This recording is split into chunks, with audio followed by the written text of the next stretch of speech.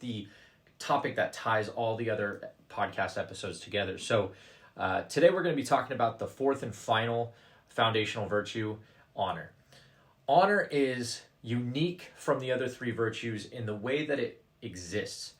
While the other three virtues, strength, courage, and mastery, they're synergistic in various ways. They typically work with each other, work on each other very, very specifically, or very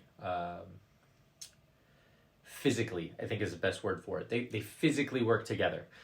Most masteries require some form of strength of some kind. And again, if you don't have courage, then you're not going to use the strength. So honor in itself is unique in the fact that it doesn't rely on the other three. You actually technically don't need the other three in order to have honor, depending on your tribe. Additionally, what's unique about honor is it's the differentiation from the other three, in the sense that the other three will make you good at being a man. They will make it to where if you could do those three, with the exception of a couple of outliers, if you can have courage, strength, and mastery, you can pretty much get away with being a man all in itself, self-contained. However, honor decides, based on the honor of you and your tribe and what your expected use of honor will determine whether or not you're just good at being a man or if you're a good man. That's the unique part about honor, is it actually defines whether or not you're a good or a bad man. I think the third thing that makes it makes it unique from the other three is that the other three are self-contained, and this one does require an acceptance from a tribe or from your perimeter. Again, if your perimeter is just yourself, then obviously you're gonna have your own set of honor. But if you do have a selfish need to set your own honor within your perimeter, you're probably going to have a lot more issues. You're going to probably run into a lot more problems with people, and I'll get more into that as I go. So honor, well, let's talk about what is honor. Honor is a standard of conduct used to measure you or a man against his peers or his enemies. So this is why the honor is very unique, is because it creates a system of judgment. It creates a system of management. And it's a standard of conduct that dictates how you should behave when interacting with your tribe. There's also a system of conduct when interacting with outside of your tribe. There's a system of conduct for interacting with your enemies, so on and so forth. Some very famous uses of honor is Bushido, which was used by the Japanese samurai as their code of honor, is their code of conduct. The knights in medieval times in France and most of Europe had the chivalric code, or their code of chivalry. They had things in there like, be willing to stand up for all who are less than you, and stand when a woman walks in, things of that nature. Spartans had their own code of honor. They, if a man drops his shield, he's useless. They weren't allowed to have fits of rage. So these are systems of conduct, systems of honor that these societies decided that this is how they wanted to see their men behave. And I say men because specifically and historically speaking, codes of honor don't really apply to women as heavily because they have a different dynamic. They don't have as much of a, for lack of a better word, communicative role within military ranks or life and death situations. They were typically safe. They were back at the farm. They were back in town. They weren't hunting, they were gathering. And so they had a completely different set of rules, and these were more social rules. They weren't systems of honor as much as they were social rules. They were rules to abide by, to interact interpersonally within the tribe. They didn't really have a whole lot of rules outside of the tribe.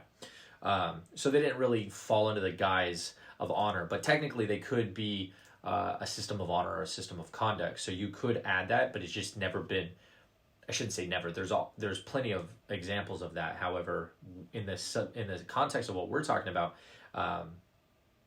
the system of honor that we're talking about is going to be specific to men and the brotherhood that they build.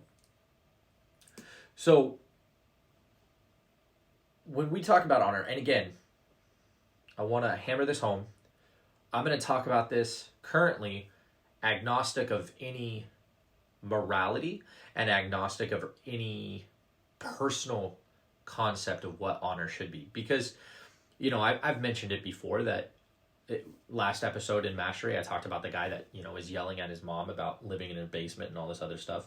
And I'm paraphrasing, obviously. But that's an affront to my honor code, right? I say you shouldn't, in that episode, I said you shouldn't be relying on your parents. You shouldn't be reliant on anybody but yourself. Well, that's based on my honor, right? Like that's based on my concept of honor. And while I know a lot of men who agree with me, they don't see any problem with it because their system of honor is different than mine. It's slightly different or even vastly different than mine. And it's actually this system or these variances in honor systems that actually led me to create Heroes Veritas. Early on in the first episode, I believe I talked about what it is and why I started it. And, 2020, I was frustrated. I was upset. I was annoyed. I was perturbed. I mean, pick a negative connotation and a negative adjective, and I was that. Because I was on social media and I was having conversations, I was having debates, I was discussing different things with people, and they were driving me nuts because they did not understand the implications of their cowardice or their implications of their laissez-faire,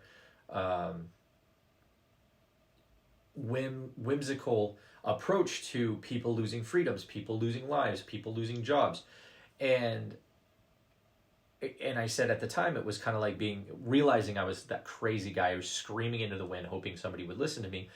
And I picked up, at the beginning of the year, I took a break and I picked up Jack Donovan's book and A Way of Men, and he talks about this. I actually realized today as I was thinking up this episode that I basically took his foundation directly out of his book, and I just kind of gave it my own spin, but the context is directly from Jack Donovan. And the problem I was having was I was looking to them and saying, why are you not upholding our honor? Why are you not upholding the concept that is important to me, that is my priority, such as strength and courage and justice? And after reading that book, I realized the reason is because we don't hold the same standard of honor as the world, right? Like I was expecting that because we were of the same country, we were Americans, while we may have different cultures, our standards of right, wrong, morality, and justice were the same. And it was just pure naivety. It was pure ignorance. It's not true. It doesn't work that way. And so then it opened my eyes to the concept of universal honor and why I thought that way. And, in 2021, we're sitting here now, and the big push is for unity, and they want your morality to be universal. It's okay that people do this, and you should just accept it because, that's the way the world is, and yeah, but they're not my people. And I don't mean that in a race or culture or, anything derogatory. What I mean by that is your perimeter is set by the honor code that you hold and those that align to that honor code and step into that honor code. If at any point one of the purposes of the honor code is to create a strict us versus them mentality of like, if you don't adhere to this honor code, you risk being ejected from the tribe, you risk being ejected from the culture. And we see this now with the current cancel culture crap, where a person has a differing opinion and their standard of honor is, oh well, you don't align with us, you don't conform to us, you don't believe what we believe, then we're not going to have a civil debate. We're just going to run your name through the mud and destroy your career and your money and anything else that we can think of. And so realizing that at the end of 2020, that yeah, I was that crazy guy yelling into the wind, not because I was crazy, but because the crazy thing was thinking other people had standardized their honor system the way that I standardized my honor system. Well, I thought that my honor system was standardized. And that's what was the aha moment of like, shit, I need to find an honor system that I can align to, that I can standardize. And then I was like, shit, I don't know of any honor systems that I can buy into and fully dedicate myself to and be loyal to and say, you know what, this does make sense to me. Yes, this is something I need to be held accountable to, or choose to be held accountable to. Because as we mentioned about, you know, men, like we get to choose. We are free people. We are free men, and we get to choose whether or not we align to something and we don't. And then from that point, we get to choose how we respond, how we respond to that information. Do we go, you know, I don't really align with that part, but I'm going to stick around because I align with the majority of it? Or do I say, you know what, that's a little too crazy, so I'm going to separate myself and eject myself out of it? Do I do something crazy to get rejected? Maybe I'm too much for that honor system. So as a free, strong man and a masculine man, I get that choice. I get that freedom and I get that ability. So I was reading these books, and I moved on, and I read probably 5 books in the course of 5-6 days.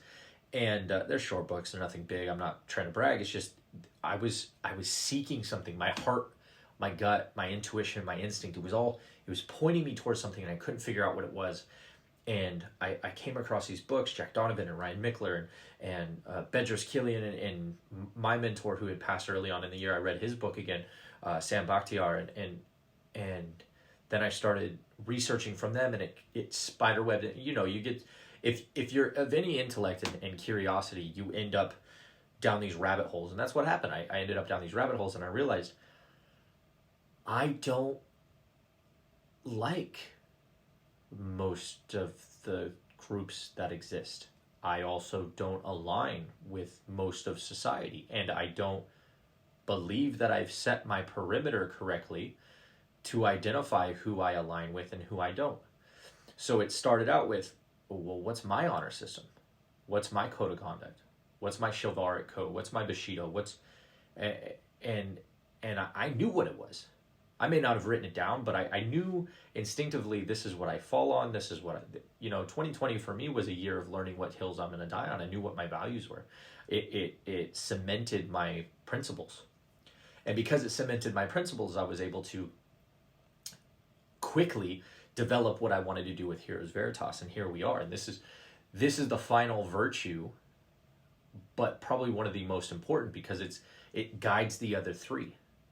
Right? This is the weaponization of those other 3. This is the guidance system of those other 3. Like the other is, you're just a wild animal. You're just doing crazy things. But with honor, you can decide how to interact with other people. You can interact with the tribe. You can decide how to create hierarchy, leadership, set up goals, set up resource allocation.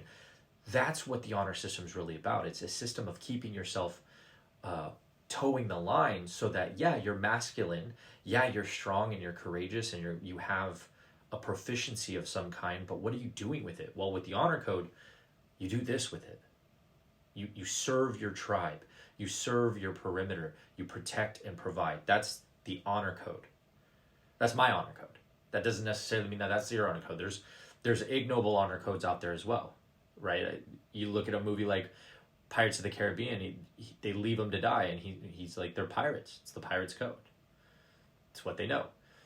It may not align to our morality of right versus wrong, but it aligns to their morality as pirates. And so when you start to identify people and groups and organizations based on their honor code, it becomes that much easier to filter out all the noise, because you realize I don't care about that. So The beauty of not caring about that is that now that you've filtered out, oh, I don't care about that, then their words have no power. Oh, they called me a misogynist. Well, of course they called me a misogynist. They don't align to what I want to be. Oh, they called me an egotist because I'm confident. Oh, okay, well, I don't care. I don't honor them in that way because they're not honoring me because they don't align to my principles. And so digressing back, like 2020 ended with me creating Heroes Veritas, and ultimately this whole podcast and the Heroes Veritas group and the live events and everything like that, they're all to indoctrinate those who choose, because it's a free system. It's not free, like there's going to be an investment, right? There's going to be an opportunity cost, but the idea is twofold. One, to take guys who feel lost, who have similar ideologies, similar honor systems, and build a tribe of strong, capable, of moral men based on that honor code, based on that code of conduct. And the second is to bring men who maybe don't necessarily fall within that realm, or they just don't know where they fall. They've never thought about it. They've never put in the effort. They've never became masterful. They're not strong. They're not courageous, and cultivate them into being that, so that we can create a movement of strength, of movement, of power, not for anything nefarious, right? That's what the honor code is for, but something to empower in a positive and righteous way. And so the flip side of that is, in today's world, in today's society, the way that we view things is we must accept the principles of the world. We must relinquish control of our value system and adopt whatever value system is in the world today. And I reject that methodology. I reject that entirely. And the reason I reject that is because conformity is not unity. And I think I heard this on Andy Frisella's podcast when he was talking about the state of America. And, you know, politicians and everybody's like, oh, we need unity, we need unity, we need unity. And that's great. You know, I'm not trying to get into politics, but I'm just trying to make a correlative of, you know, current events. And it's great that they want to have unity, but unity does not mean conformity. I don't need them to tell me how to think. I know how to think. I don't need them to tell me how to feel. I know how to feel. I don't need them to tell me what I value and what I don't, what I should prioritize and don't. I've set my perimeter. I don't need them to set it for me. And so this idea that I need to adopt their unity with the way that they talk about unity, which, like most political, it's not just the face value. You got to look at all the fine print of all the shit that they've tacked onto it. Oh, well, you need unity, but only if you think the way we think. You need unity, but only if you accept the people doing the things that we tell you to accept. And don't go against us whatsoever, and don't ask questions. I mean, we have censorship, we have all this stuff. Well, I reject that. I'm a free thinker. I do what I want to do. I believe in doing what I believe is right for me and my family.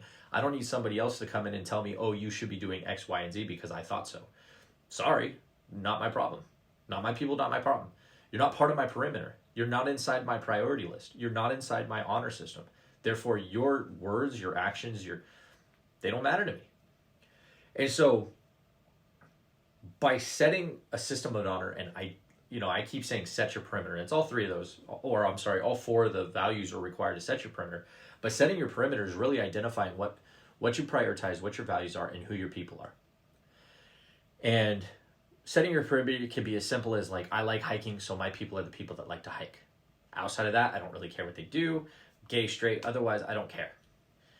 But it could also be as detailed as, you know, what I'm trying to develop, which is, it's a system of conduct. Like, my people are people that, you know, we go above and beyond. We expect more out of ourselves. There's a lot of things.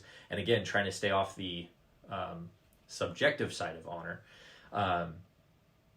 You need to, as a man, decide what your honor system is. It may not be aligned to Heroes Veritas, and that's okay. But that doesn't change the necessity that you need to understand what your honor system is, because without it, you're being bombarded by too much. You're expected to care for too many. You're expected to care for too much.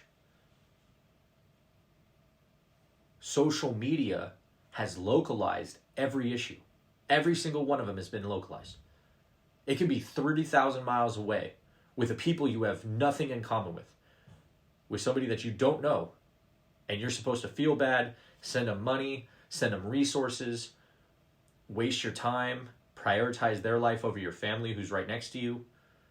You need to determine what your line is. Is it nuclear? Is it selfish?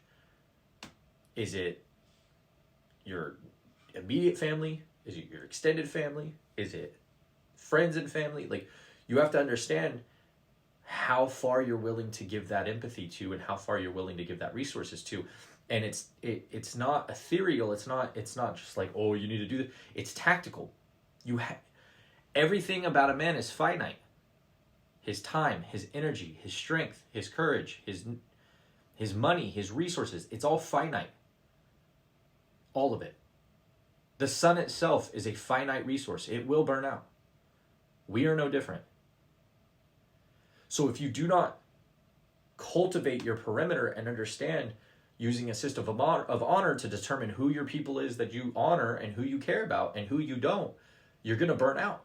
You need to make sure to reject universal honor and set your perimeter and determine what your specific honor is going to be. Now, that being said, just because you reject somebody's honor, right, and just because you don't agree with them, I'm not telling you to go out and fucking start fights with people or get into arguments or debate theology or custom or culture. Like, part of setting your perimeter and prioritizing the energy for your tribe is don't go and waste your energy on people that don't fucking understand. Like, you're wasting your breath. Like, I don't like lazy fucking people. But I can't fix somebody who wants to be lazy. So I'm not going to go spend a bunch of energy on somebody who's lazy, who can't fix themselves, who can't help themselves, when I could be spending the time over here with my people, the people that honor me and the people that follow my honor system, and they're going to provide an investment to me. Relationships should be reciprocal. But that doesn't mean I have to be rude to that person. Hey, bro, I'll check you later. Just distance. Be nice to him. Hey, bro, can I help you with anything? Hey, can I help you out with that? Let me grab that for you. Is there anything I can do for you? Great. When people are rude to me, I smile at them. And here's something I learned in the corporate world. I don't have to agree with you. I don't have to know you. I don't have to honor you in that way. However, if I do something to burn that bridge, then I'm thinking short-sighted. I'm letting my emotions hurt the progress and the potential of progress for my tribe. Which for me breaks the whole point of the honor system. Protect and provide. I can't provide for them if I was an asshole over here. I'm known as the asshole now, and I can't go and leverage a resource that could have been there for me. So while I reject their honor system, while I reject that they're not in my circle, I can trade with them. We have common interests. We may have common needs. I may have a service for him, but that we don't agree. But I'm not going to ruin my chances of survival by burning a bridge because we don't agree on something completely superficial. He likes brunettes and I like blondes, or whatever it is. Like, that's a superficial concept. I'm not going to go burn a bridge over that. Right? But there's also some lines that you just won't cross. I won't do dealings with, what's in the news today? Pedophiles. There's a push to normalize it, but I will never normalize child or human trafficking. So I'm not going to go work with human and child traffickers. So I'm not going to seek them out. I'm not going to be a dick about it, but I'm not going to associate. That's your different honor system. Like, that's something completely different and a different topic altogether. But common courtesy should still be part of your code. And again, I mentioned it earlier, you're going to have an honor code for inter-tribe, right? The people that are in your honor code. And you should also have an honor code on how to handle and how to manage, between or outside of your perimeter. Getting new stuff in, trade, communication, whatever it is. You should have another honor system to be cordial, right? And then you should have an honor system of an enemy, right? An enemy is very different than just a trade or a disagreement or like we're not in the same tribe, but an enemy is very different. And for me, I don't have a lot of enemies. I don't honor people that way. Enemies is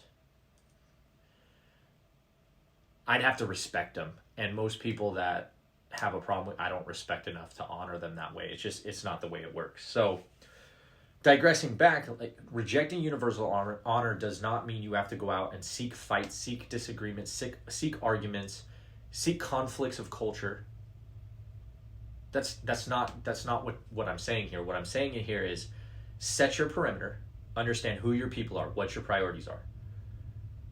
Define your code of conduct, define your honor, not just for how you should conduct yourself, how your tribe should conduct themselves, and what they should aspire to, and you should aspire to, and what should be held accountable to. Have a code of conduct of what you expect to interact with other tribes or other people outside of your honor code. And have a code of conduct or an honor code on how you would handle enemies. How you would handle somebody who's trying to take your shit or, while I'm saying don't go be a dick, that doesn't mean other people are not going to try and come and pilfer your tribe, your perimeter, and try and upset you. And so you got to figure out how to deal with that. And the best way to do that is define that. And we're going to do that in here as Veritas. We're going to get, these first podcasts were supposed to be very agnostic and very, very high level, just so you understand the foundational concepts. But Heroes Veritas is going to build off of that foundation with ideology and really give you guys an idea of how to move through the world figuratively and literally, and position yourself in confidence and strength and courage and poise and grace and mastery and proficiency. I mean, my goal is to give you all the tools to be as successful as possible so that even if we don't align with our honor code, you'll have the tool to go develop your own honor code. You'll have the tools to go and identify your own perimeter and set up your own system of understanding with your people. And then we can have open communication. We can say, okay, well, we don't agree. Now, I don't want to make an enemy out of you. If you want to press it, we can. But the idea is that I build an ideology that you can take and run with. I'm trying to create self-sufficient leaders and wolves to go and run their own wolf packs. I'm not trying to create an echo chamber here where everybody comes into my honor system and I build out my perimeter, and my perimeter is so big, nobody leaves, nobody, that'd be great. Like that, I have that many people to do, but it's just unrealistic. There's going to be shit that we don't agree on.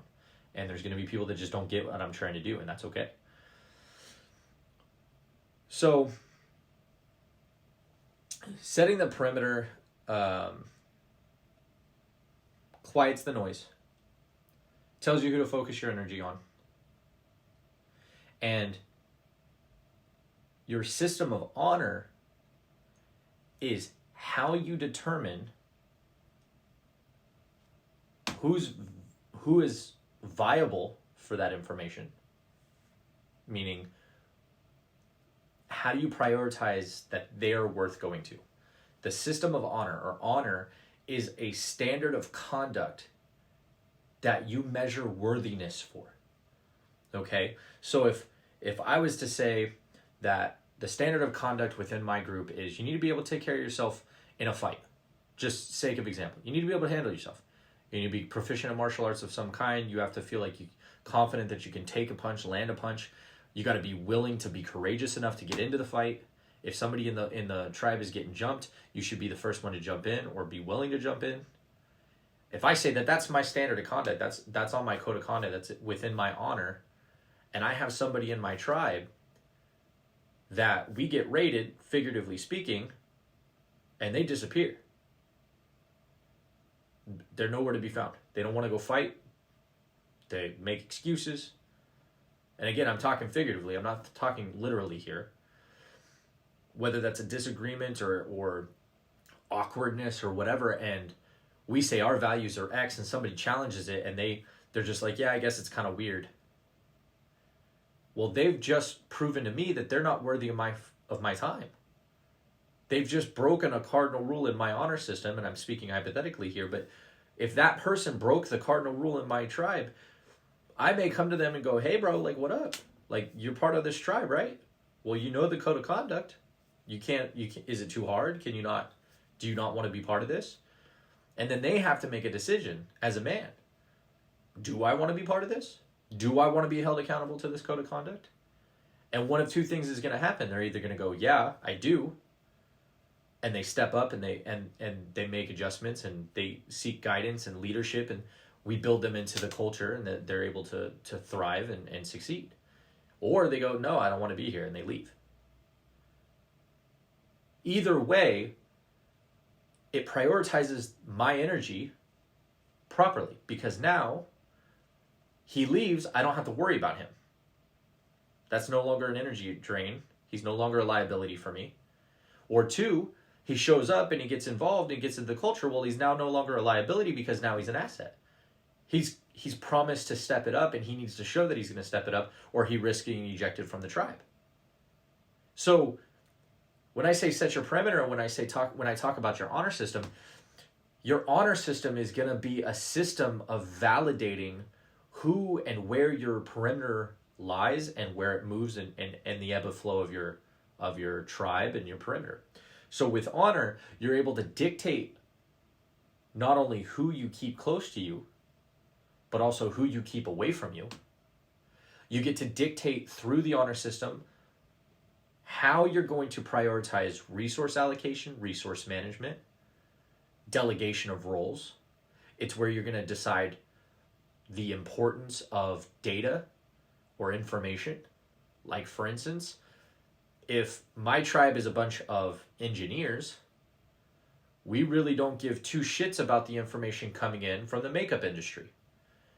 Or if I'm a car manufacturer, I don't give two shits about the information coming in from biology. Right? These are, I'm trying to pick polar opposites, but you get the idea. By setting your perimeter, you can filter the flow of information and the necessity on what you get to care about, which means it frees up the time to care about the things that are most important to you. So moving forward, I'm going to get very deep into what the honor system is. Heroes Veritas will be releasing a code of conduct. We will be releasing a value system. We will be releasing a weighted priority list on how you align to us to be part of this tribe, and what you have to do to remain relevant enough to be an asset and not a liability. That's going to be something that we develop over time. It's not going to be in an echo chamber. It's going to be through conversations, and it's going to be something that's ever evolving, as an honor system should. There are certain things that need to be principled out to the point where they're written in stone, right? Thou shalt not kill. Not to get religious, but I think we can all agree killing somebody for no reason is, it's a waste of time, and it reflects poorly on the tribe, and it can lead to really negative and detrimental things to the tribe. So there are some things that may be harder to move on, but you should be evolving it as situations come up, as experiences happen, as wisdom is generated, as skill sets are developed, as people come in and bring new things that you didn't have before, new skill sets, new resources, whatever it is. You should be adapting accordingly. And that's exactly what we'll be doing. So I'm going to end this podcast, and I know I ran really long on this one, but as you could tell, I was really passionate, and I really wanted you guys to understand how important it is to set your perimeter and get a system of conduct, get a system of honor in your life, so that you can start taking control of filtering out the noise. So I want to end this with a challenge to anybody that's listening or watching, and you could DM me. We can have a conversation if you want help. We can have discussions on, why it is that we don't do this, but I challenge you to look at your life. Look at the flow of data coming in and out of your life. Look at the things that frustrate you. Look at the things that make you smile. Look at the people that hype you up. Look at the people that pull you down, and start trying to figure out where your lines are. Where's your perimeter at? Who should be there and who shouldn't? And I challenge you to start looking at your life and becoming, Matthew McConaughey said in Green Light that we need to stop being so impressed with life and start living life. And it really resonated with me, because it's true. We look at life and we're impressed with ourselves, like, look what we did and all this other stuff, but we oftentimes step out and we start thinking that we're not in control. So I challenge you to take control. I challenge you, if nothing else, just identify. You don't have to do anything else. You don't have to change anything. You don't have to, tell anybody that this is happening. You don't even have to tell anybody you're doing it. Just take an exercise, get a piece of paper, thought exercise, and just figure it out. Identify, where's my perimeter at? What do I like? What do I don't like? What fires me up? What doesn't? I really don't like it when this guy talks to me like this. I really hate football. It could be as simple as that. Or it could be as hardcore as, I hate human trafficking or something. I don't know. I challenge you to start identifying. Make sure to subscribe. Make sure to like, comment, DM me if you have any questions. I will be getting the Heroes Veritas group up as soon as I can. I'm still working on quite a bit of the items there. And if you're not part of the mailing list, I highly recommend getting part of the mailing list.